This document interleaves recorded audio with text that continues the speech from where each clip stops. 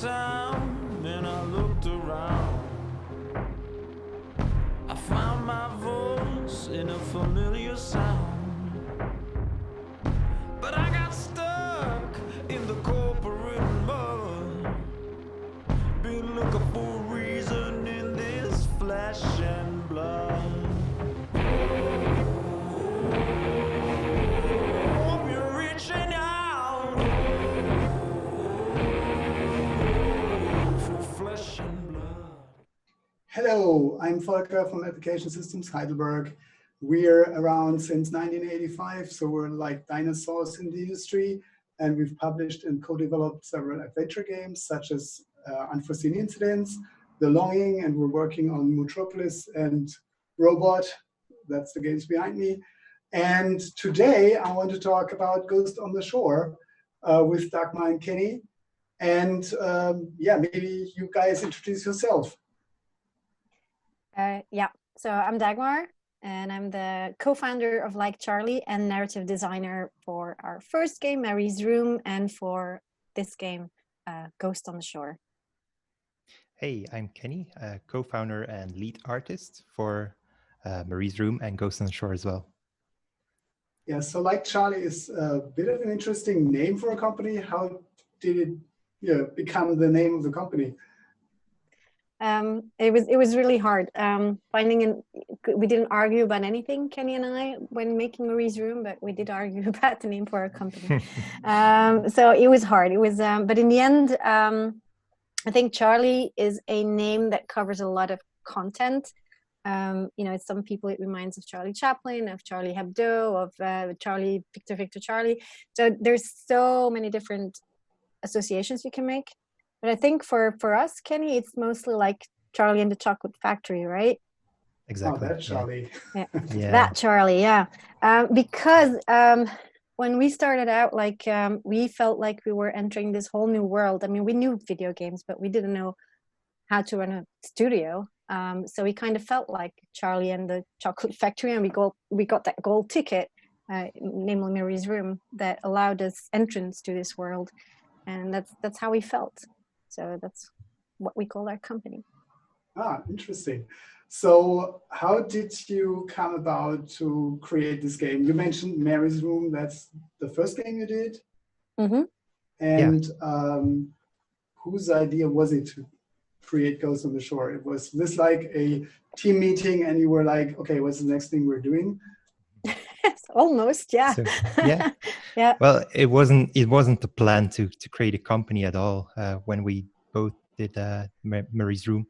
So we just released Mary's Room, not really expecting that much, but like the reception was amazing to that game. We got a lot of players who loved it. And so we thought, well, maybe this is not the end of our journey then. And so we decided eventually to create a company and make more games, and Ghost on the Shore is the second game for us. It literally was, we needed a new idea, we needed a new game, so I gathered 3 ideas and I pitched them to Kenny, and Ghost on the Shore is the one that spoke to him the most, so that's what we chose. But the idea started with a dream that I had a couple of years ago, and in that dream I had died. And I was still roaming around the house that we used to live in, and the people that I'd left behind, they also still lived in that house. And they were grieving, they were sad, and I couldn't help them, I couldn't comfort them. So they were so close, but yet there was this invisible barrier, I couldn't get to them. And time progressed, and I saw them move on with their lives, eventually maybe not forget about me, but just leave me behind. And that was a very emotional dream, and that emotion stuck with me for a very long time after. So around the time that we needed a new idea for a new game, I saw the trailer to the movie Jamie Marks is Dead, and the tagline to that trailer says, "How far would you go to be remembered?" And I thought that's such a strong, powerful emotion, and I really like stories that come from a raw emotion. And that in combination with the dream that I'd had was like, oh, this is something, this is a story. And then I developed a story, a pitch, and I can't And tell you what it is. you aren't new to writing stories. You have a history or background as a screenwriter. I guess that comes in handy when creating narrative games, and that's probably the reason why you ended up doing the second narrative game now. For me personally, I'm a storyteller, and I am thrilled that I get to do it through games, because I believe like you get to tell stories, and you get your players get to experience them in a totally different fashion than when you watch a movie. Because when you watch a movie, you jump onto the train of the character, the lead character, who takes you through the story. Where in a game, you're active; it's you doing it. So I consider myself very fortunate that I get to do this, that I get to tell my stories through games. But I am for most a storyteller, so it feels natural to me that our games would be narrative. And I'm very lucky that Kenny is also a fan of narrative games, right? Yeah, I just love those narrative experiences. And it would be me my too. goal it would be my goal to eventually get the narrative and the gameplay so close to each other that they're like one, basically, and not just cutscenes in a game. And yeah, we don't like cutscenes. But I mean, there is a big difference, of course, between screenwriting and what you're doing with this game, because this has a branching narrative, which is a challenge from a game design perspective. I mean, I know that we've got Lamplight City in our portfolio. It's a detective game with a branching storyline. So I know that you quadruple or, you quadruple your text and the amount of text you have to write. And then the frustrating bit is that not all the players get to see all the text unless they keep playing the game over and over just to find the last line that you wrote. So you're not trying it the easy way, I would say. No, I realize that too. I don't mind providing a lot of content, and that a lot of that content will not be played or be seen or heard. I don't mind that so much. What I find the hard is keeping track of everything. Like, when you write a screenplay, you have a beginning, middle, and an end, and you're done. Yay, hallelujah. Where now you have to know, you have to be one step ahead of the player. You have to know what are all the possible tracks that he's going to go walk through past, and you have to keep track of the choices that he's made so that you can build on them, because you don't want the choice to feel trivial. It needs to be fundamental, but then you need to build on it, and then you need to keep track of it. So it's a different part of my brain that I'm training. And I have coaching for that, because it is hard. And it's just a totally different way of writing than I used to do for screenplays. Yeah, you need to remember, is this something the player knows when he followed this branch? Exactly. Or do I just think he knows that because I'm now in a different branch than I was before? And of course, you know everything, and you have to kind of forget and play stupid and follow that branch and look at the information the player has. And final playtesting will be fun. It will be tremendous fun. Yeah, we came from Marie's room where everything was linear, and it felt very natural to us to expand our game this way by providing choices and stuff. But then we realized, but wait, it's not that easy. But yeah, we're growing, we're managing, we're learning a lot. I guess you wanted a new challenge, right? Of course. Isn't that what life is all about? How long have you been working on this game already? We started at the end of 2018, I guess. So we released Marie's Room in April 2018, and it took us a few months to get everything up and running. But a few months later, we started working pre-production on Ghost on the Shore. Yeah. Yeah. So the full production will be maybe 2.5 to 3 years in the end. I think about 2.5 years. Yeah. That's about. You're aiming for early 21. You told me. Yeah. Earlier. Exactly. Yeah. Okay. So, and you build everything in Unity, and obviously a gorgeous 3D world. How did you decide to go 3D instead of 2D? Yeah. So maybe it's a good time to mention as well, we're not the only two working on this game. That would be pretty amazing in such a short time. So we have help from great colleagues or friends even.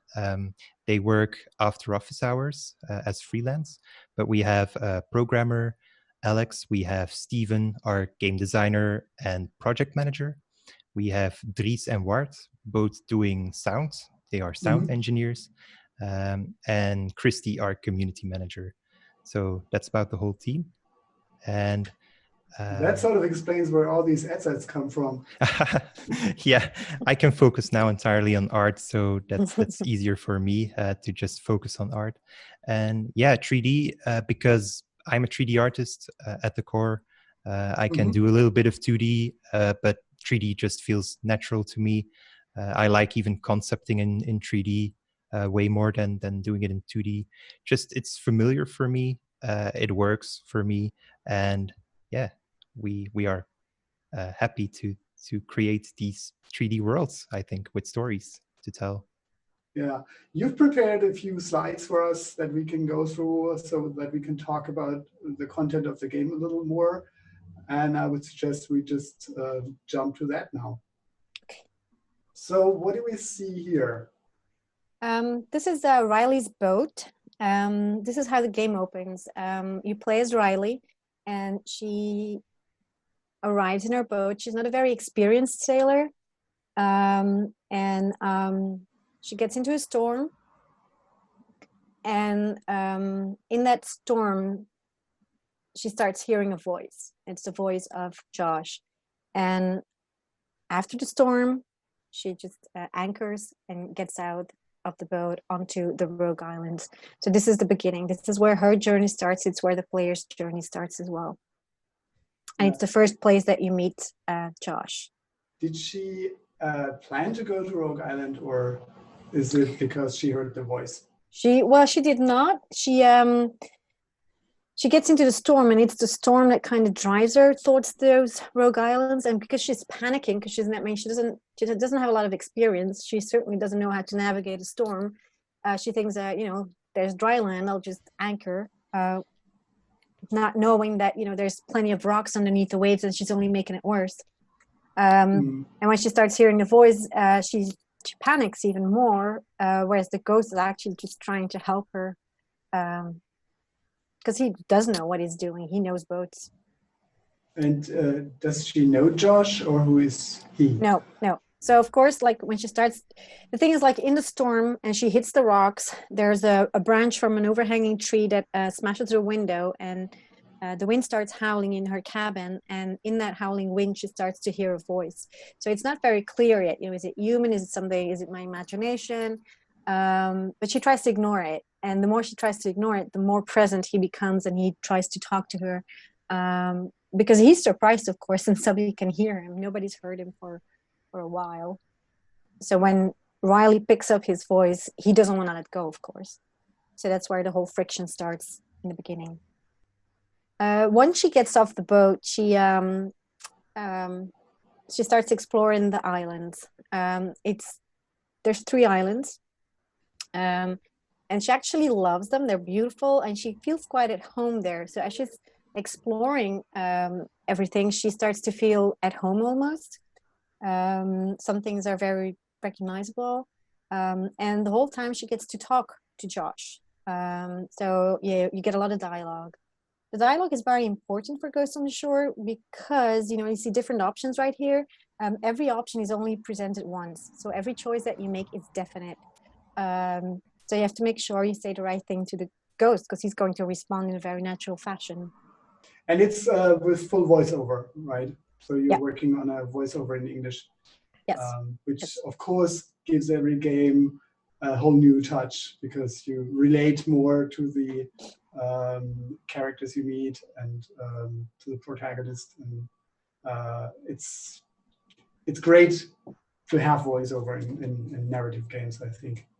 Yeah, especially because we have a first-person game, and the ghost is inside your head, so you don't meet a lot of people. You walk around and you explore the islands. You interact with situations, with objects. So to build that relationship between the player and the characters, we only have the voice acting and the dialogue. Mm-hmm. Yeah, of course. And where is this building? Is this in the beginning of the game, or is it later? This is well, go ahead, Kenny. This is the second island. So there's 3 islands in total. Mm-hmm. The demo now that you can play on Steam right now is a part of the first island. But this is what we want to show already, what's coming next, what we're developing right now. And this is a location on the second island that's quite important to the story as well. Yeah, we'll have a look later in motion, and we're also going to show some of the gameplay, of course. So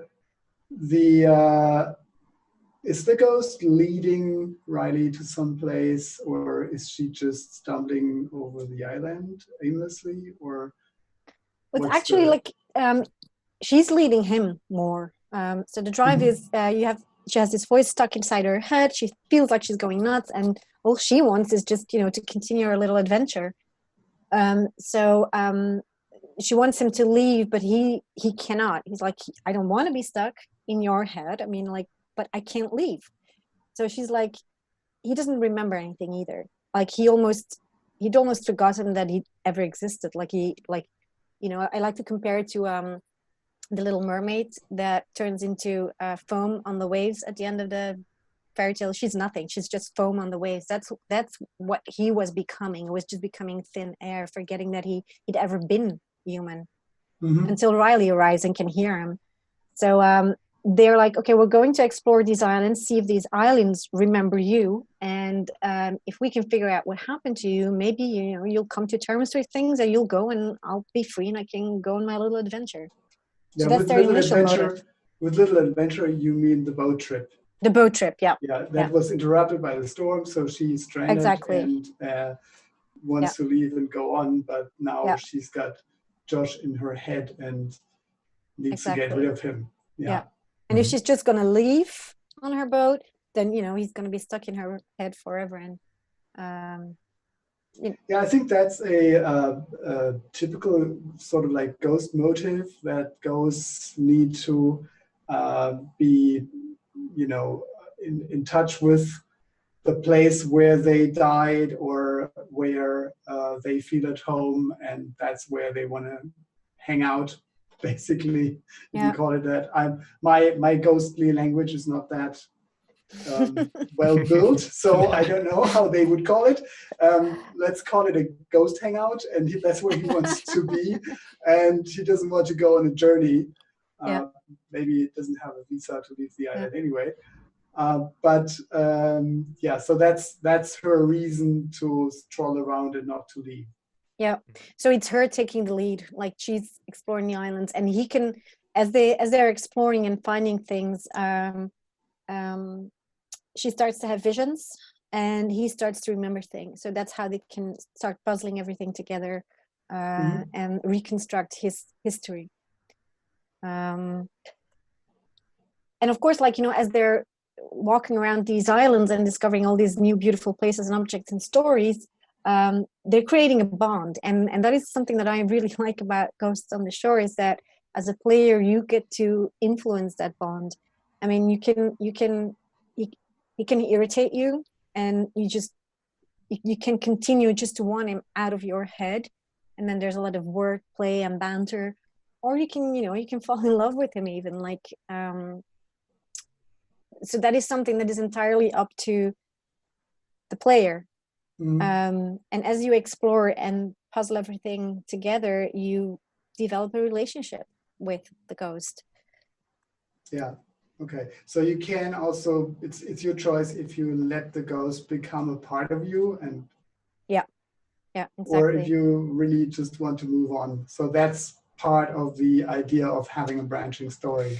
Exactly, yeah. Because we're a small team, and in the branching, we cannot provide a lot of content that is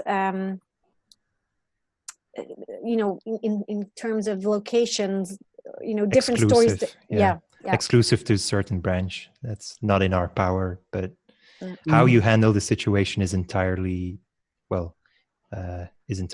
up to you. Yeah, I think it's totally possible to stick within the same environment and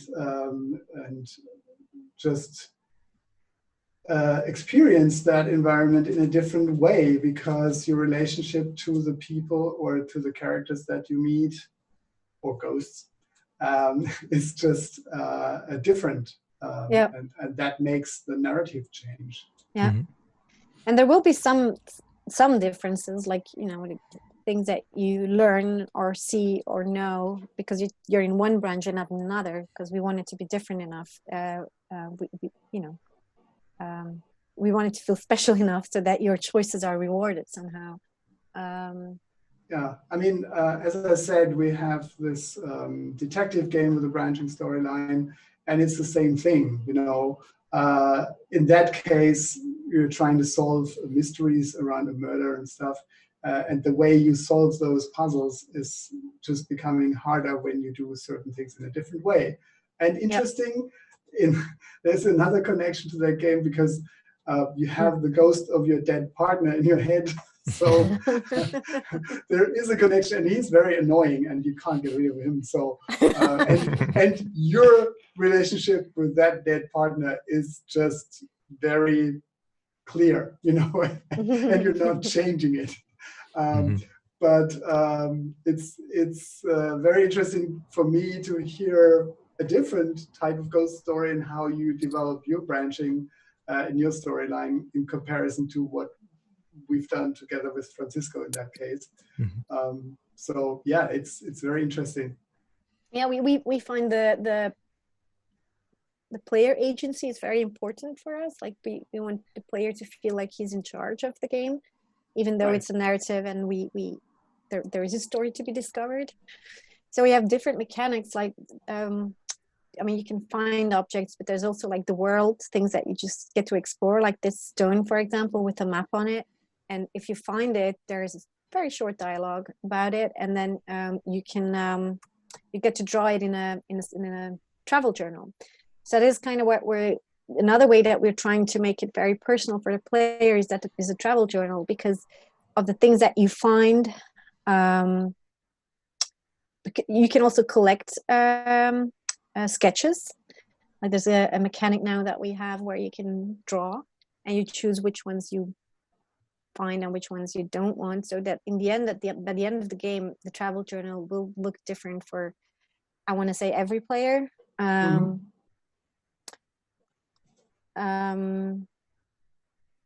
this is, for example, is one of the objects that you can find that is very important to the story. It's very cute. Really cute. And there are some objects that you can collect. You can take them with you. So that's a form of collectibles that we have, like the objects that you can gather, or the sketches you can collect. Did I forget? Oh yeah, we also have. Should we talk about the cassette tapes and the letters from Scruff yet? Or? Yeah, maybe. You already started talking about that. It would be very disappointing for the viewers to say, no, let's not mention the tapes. We have some tapes, and they're, just a secret. They're not important. They're not that important. Okay, tell me, what is it? Yeah. So it's another form of collectibles. It's something that we introduced lately. It's because the characters are not physically present, we try to find other ways for them to tell their story. So there's one character who was on the islands in the 1970s, and she's recorded tapes. So it's this, old school cassette tape recorder. You press the big orange button, and she uses it as a diary, as a journal, and she hides them wherever she records them. That's where she hides the cassette tape. So you can find those.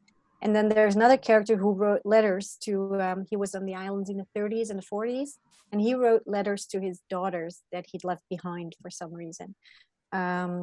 He writes them letters, but he never sends them. He hides them as well on the island. So that's another form of collectibles for those two characters.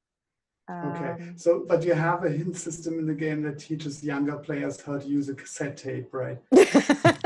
We'll have to make sure we do. Yeah. I'm sorry. No, I hope I no. didn't distract you too much. No.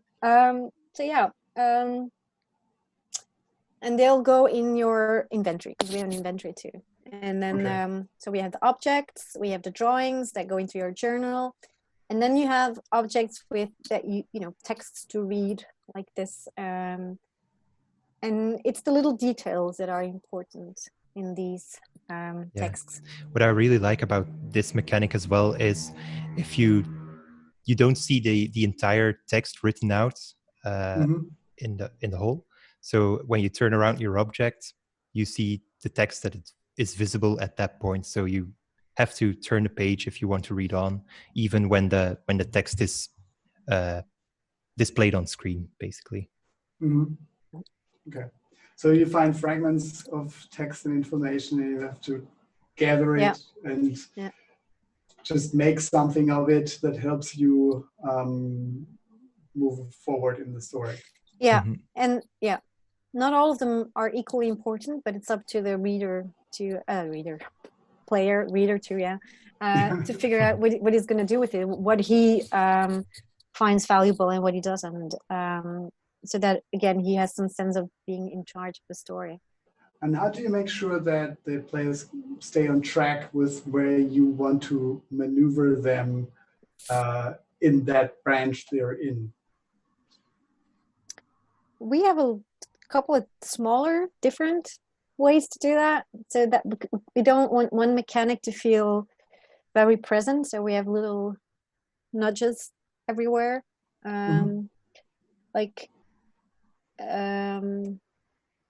we're talking like level design, the gatekeepers and stuff, Kenny, right? Is that what we're talking? Yeah. At some points we felt that we needed the players to hold them in place for just a little while until they found the most important information. So we have these discovery spaces, we call them. These are the spaces where you really have a whole bunch of objects you can find. And those are important for the story to develop. So we sometimes hold them in these discovery spaces before they can go through, so they know what the story is about, and they have found the most important objects for them to be able to talk again to Josh about them and to continue the plot this way. But only if it's an object that if you don't find it, it would break the story. So we really try to minimize it. And to make sure that if there's some information that is important, we provide that same information in a couple of different ways. Like if you don't find it, that one letter, maybe there'll be a book with a similar text entry that will give you the same information. That is yet different enough if you find both that you don't feel like, oh, I've already read this. So it needs to, it's bad if it feels repetitive. But we don't want that. No. But of course, and yet you have to repeat. But in a way, like you said, that it's not boring. Of course. We don't want to be boring. But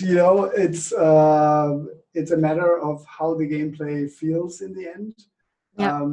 And it's hard to guess how players behave in your world. So again, playtesting will kick in at some point, and then absolutely you'll see what players actually do with the game and where they feel this is not logical to me, and I don't get this, and don't get that. And you might end up adding a few more hints here and there, just subtle, maybe that does it. But that's the normal development process. Yeah, absolutely. Because we recently opened up our Discord, and already we're getting a lot of feedback from people, and it's really, really worth a lot. It's what we need. It's that player feedback. Absolutely. Yeah, cool.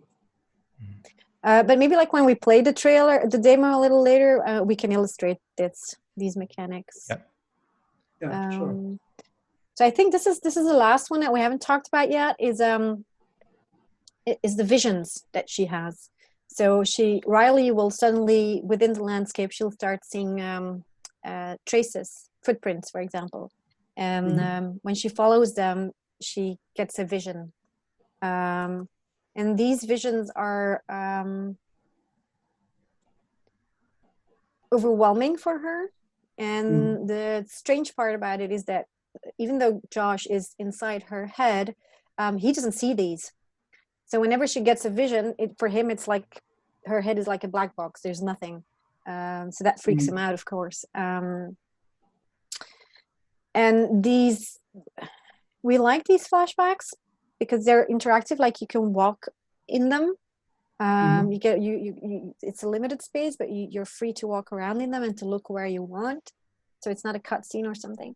But it is important because it gives you the story of these characters that you get to witness firsthand. Like, sometimes it's just not enough to find a letter written by a character. You need to see or hear that character feel and experience things to get the scope of the story. So is this how you visualize ghosts of characters? These are not ghosts. These are like not exactly ghosts yet. No, these are they're more visions of what happened. Yeah. Okay. So Riley has some visceral connection to these islands where she's she sees things from the past. Okay. Yeah. So this is not a ghostly experience. It's just something she sees as a vision, and you make them kind of transparent to tell or indicate that they're not real. They're not there, and she can't talk to them or whatever. It's just a. It's kind of like it's kind of like Harry Potter in the pensive, like he goes back and you're like in this different world and it's not real, but yet it is real, so somewhere in between that. Yeah, okay. All right, that's great. So that's a little bit of background. I think people are eager to see what the game is like, so let's jump into the demo now. I never saw her coming. I'd forgotten all about humans. I didn't know how to talk to her. Yet it was all I wanted to do. So this is a bit from the trailer that we used as an introduction to our demo, because the demo itself starts like 10 to 15 minutes into the game, where Riley has already accepted that she has a voice inside her head, that there is a ghost. She takes him to be real, and that she's going to have to help him figure out who he is and search the island for clues to make sure that she can make him leave her head. This is an example of dialogue that we like to hide in the scene. Like if you take the trouble to go to the edge of this cliff, you get this little dialogue as some sort of a reward, I guess. Still feels weird to me. You in my which head. already makes it a I think I personal might be experience. losing my If you mind. don't go to the edge of the cliff, you don't get the dialogue. I know. Come on. Let's just keep walking. And you don't get the pretty view. That's true. Yeah, we put a lot of efforts spacing the dialogues accordingly as well. So we get the timing of the level design and the dialogues right. That's one of the most difficult challenges in level design for us right now. Yeah, because go ahead. Sorry. Here on this bridge, you have like the first free sketch, we call them. So this is not a sketch linked to an item or anything you find, but these are spots you can sketch that are scattered around the game. And it's like a reward or even collectible if you go to the places that are maybe not always on the immediate path of the game, but they reward you for going across the path and for exploration. Exactly, yeah. So, how long have you been here? So a lot of the level island? design is based on the dialogues. So what we do is, can you first make some block out of we need to know what the island's going to look like Then based tell on me the about this story. place. Same And thing. then once we have that, I have to start writing dialogues. A lot of it is You must remember placeholder, just something. like the I vital know information, there like the were bare other minimum it people, needs to be. You don't remember And then based what on or that length of who. those dialogues, I've been Kenny alone will on the then Rogue Islands for a long time. complete the The rogues. I block like this out and the level design. Josh. Yes.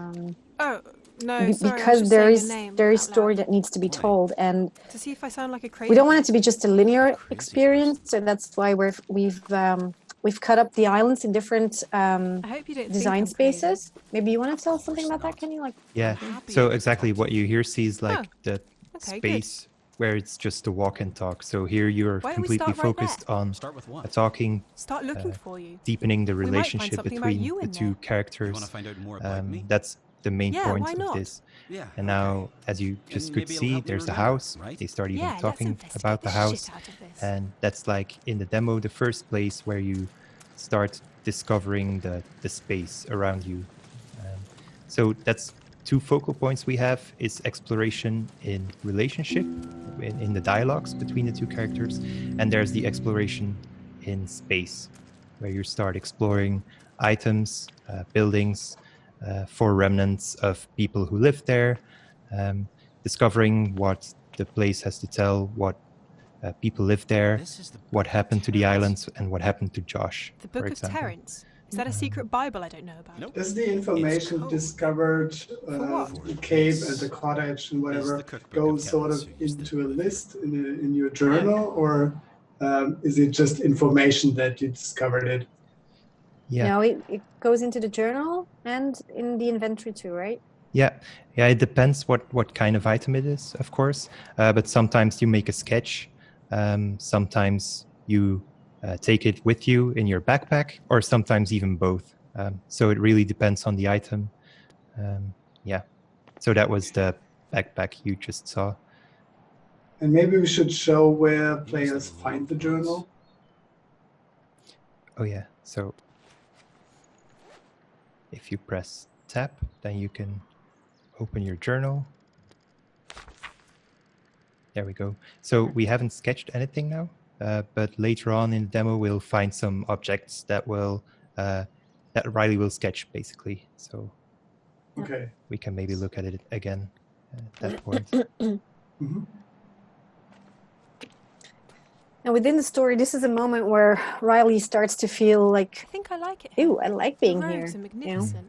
I've seen nothing like it. Mhm. Is that a weird thing to say? No. Is it because it feels familiar? Exactly. You do too. Yeah. You've seen many islands? No, not really. I was going So to. originally, before the Josh storm. forced her to Before be you. there, and now Yeah. she's like Sorry enjoying about that. It's okay. discovering. And so doesn't matter what kind of relationship you're developing with Josh, you're always going to like being on the islands. You always have that bond with the islands. But for example, it's just, you can either blame him for being stuck, or you just go with the flow and you roll with it. That all depends on the player. I don't But know. that, well, of course, will. as a player, I would hate not to be able to explore it. It's like it's beautiful and it's interesting, and then Riley makes me go away. I wouldn't like that. Okay, we go straight to the credits from here.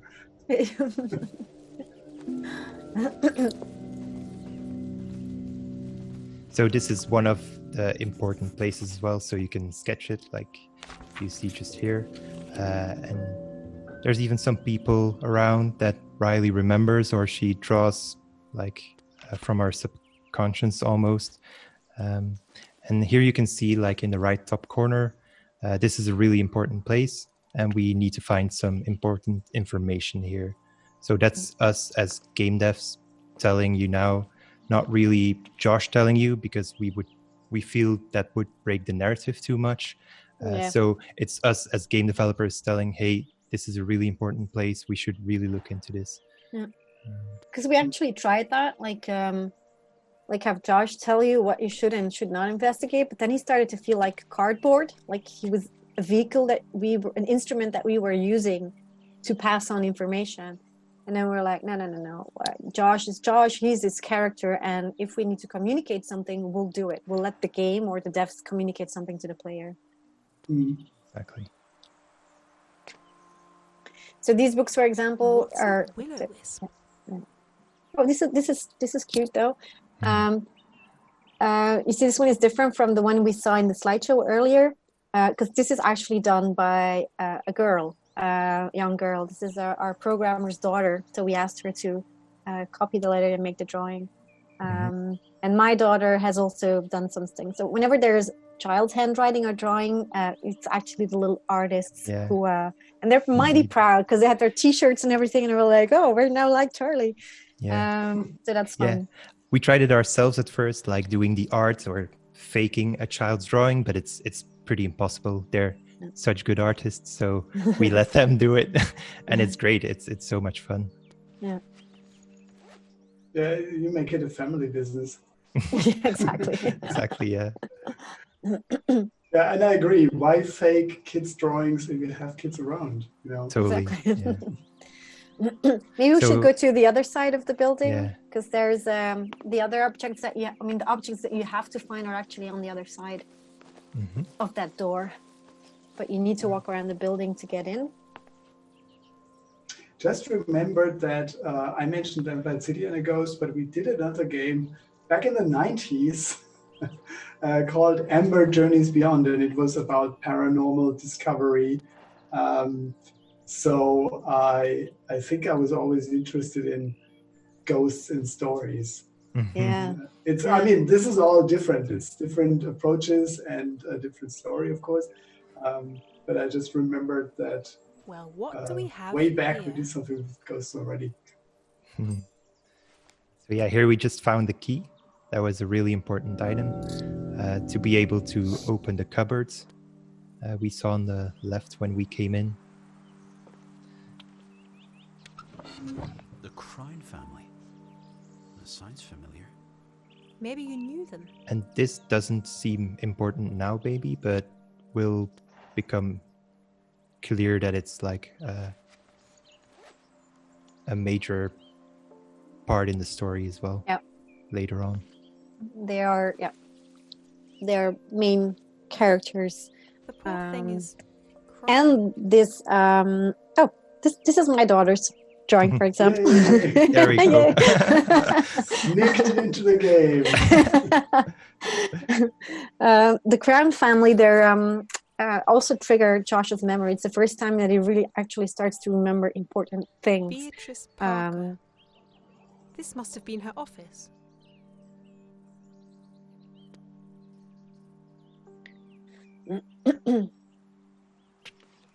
All right, and we almost found everything here. So Yeah. This is gorgeous. I think there's a necklace in the there's drawer. a necklace, Yeah. of course. Yeah. And the necklace has a drawing in the journal as well. True. Yes.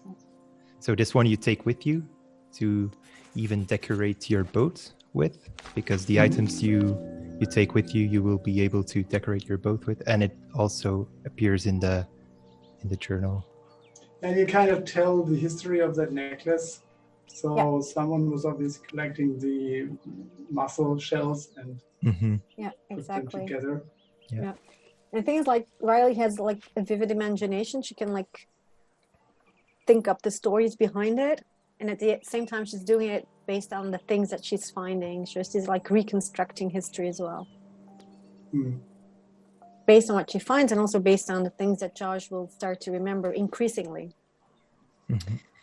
So I think we have everything now that we need from this space, right? Yeah, I think so. And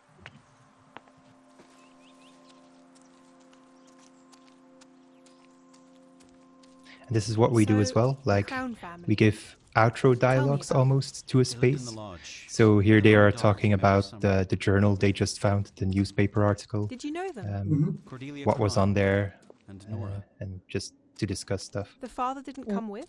Peter Crine. No, he only ever came once. Oh God, what's that?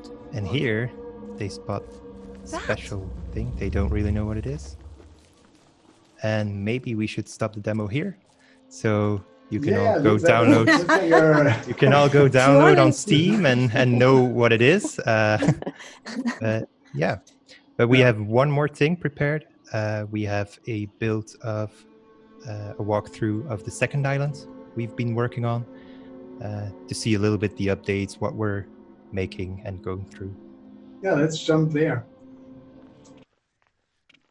So this is the boathouse in Little Rogue. This is where you arrive with Riley's boat, which we haven't seen yet in this video. And this is the boathouse of the Crown family. You know, you remember them from the article that we found in the demo. So this is actually on Little Rogue, and Little Rogue is pretty much like a private estate from the lodge. This is the lodge. We've put a lot of effort on this island to make every path that you get to walk on, to make it look and feel differently.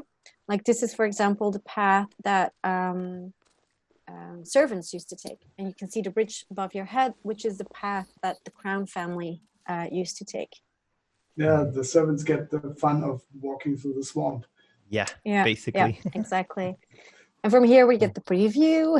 And you can also see the, you know, the ladder that goes up to the lodge, the way that they used to come down. Mm-hmm. And again, like I haven't written the dialogues yet for these parts. Well, they're not implemented yet. But this is again, like here they're talking and Josh is telling her how he doesn't really like this place. You know, he gets a bad vibe from the beach down there, even though it's a very beautiful place.